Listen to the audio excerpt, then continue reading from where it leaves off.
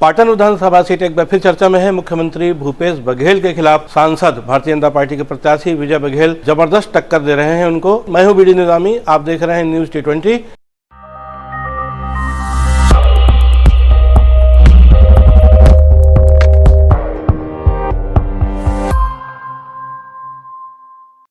दोनों के बीच में जबकि तीसरा मुकाबला है। आपको बताते चलें कि 2003 में पहली बार रिश्ते में चाचा भतीजे दोनों उम्मीदवारों के बीच पहला मुकाबला हुआ था। तब कांग्रेस प्रत्याशी के रूप में तीसरा चुनाव लड़ रहे थे भूपेश बघेल और एनसीपी के टिकट पर पहली बार विजय बघेल चुनाव मैदान में थे और उस टक्कर में भूपेश बघेल जीते थे, विजय बघेल हार गए थे।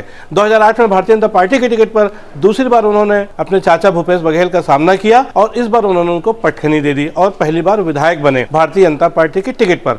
इसके बाद 2013 में विजय बघेल को भारतीय जनता पार्टी ने फिर से प्रत्याशी बनाया जरूर था, लेकिन इस बार भूपेश बघेल ने अपनी पिछली हार का बदला ले लिया था और उसके बाद फिर वो पीसीसी के अध्यक्ष बने, यानी कि प्रदेश कांग्रेस कमेटी के अध्यक्ष भी बन गए थे। और उसके बाद फिर वो 2018 के चुनाव में, हालांकि विजय बघेल को तो प्रत्याशी नहीं बनाया गया था, मोतीलाल साहू को प्रत्याशी बनाया गया था, लेकिन शानदार एक आसान जीत के बाद वो मुख्यमंत्री बन गए थे। अब ये उनके बीच में चौथा मुकाबला इस बार जबकि हो रहा है और इस बार दोनों की जबरदस्त टक्कर है। दोनों ही अपनी अपनी जीत का दावा कर रहे हैं। विजय बघेल का कहना है कि मैं एक बार अपने चाचा को हरा चुका हूँ, इस बार भी जीत मेरी तय है। इन सब के बीच जोगी जनता कांग्रेस के प्रत्याशी अमित जोगी का चुनाव मैदान में कूदना निसंदेह इस चुनावी खेल को और रोमांचक बना गया है, क्योंकि इस बीच जो है अमित जोगी ने जिस ढंग से अपनी ताल ठोकी है पाटन विधानसभा में, एकदम अप्रत्याशित था। किसी को ऐसे नहीं लग रहा था कि अमित जोगी पाटन से चुनाव लड़ेंगे, लेकिन किस रणनीति के तहत वो चुनाव मैदान में पाटन में उतरे हैं इसका तो बाद में चलेगा। लेकिन ये कुल मिलाकर एक ट्रायंगुलर कॉन्टेस्ट की स्थिति जरूर बन गई है। अब जबकि ट्रायंगुलर कॉन्टेस्ट की स्थिति, तो अमित जोगी के चुनाव लड़ने से किसका नफा होगा किसका नुकसान, इस पे भी आकलन हो रहा है। और चर्चा ये भी होने लगी है कि बीते कुछ सालों में क्या कभी कोई मुख्यमंत्री रहते हुए चुनाव हारा है।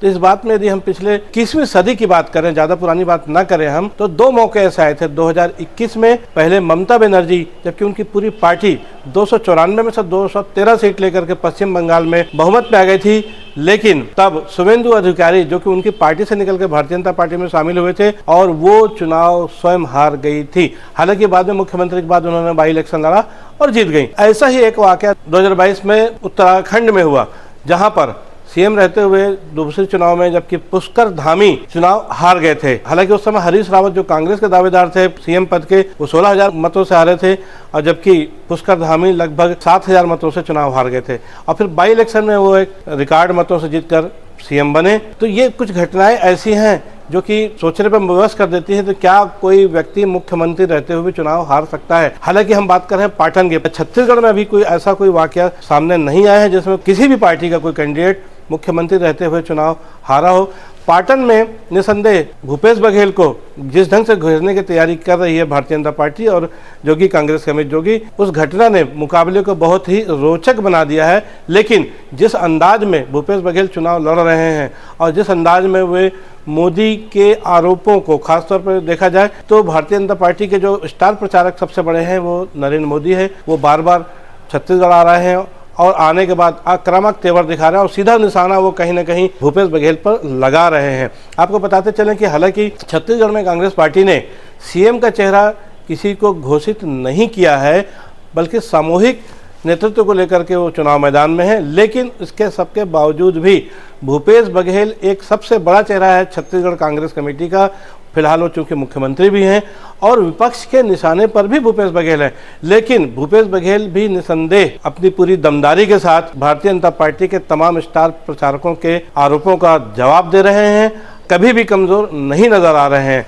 तो अब सवाल यह है कि इसी महीने 17 तारीख को जबकि छत्तीसगढ़ में दूसरे चरण का मतदान होना है, पाटन भी उसका एक हिस्सा है और मतदान से पहले जो कुछ भी घटनाक्रम चल रहा है उसका क्या परिणाम होगा तो 3 दिसंबर को पता चलेगा।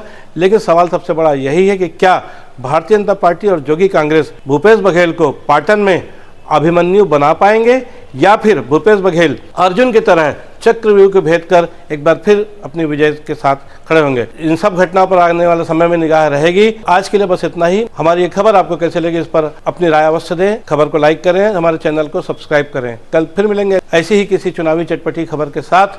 तब तक के लिए दीजिए इजाजत। जय हिंद, जय भारत, जय छत्तीसगढ़।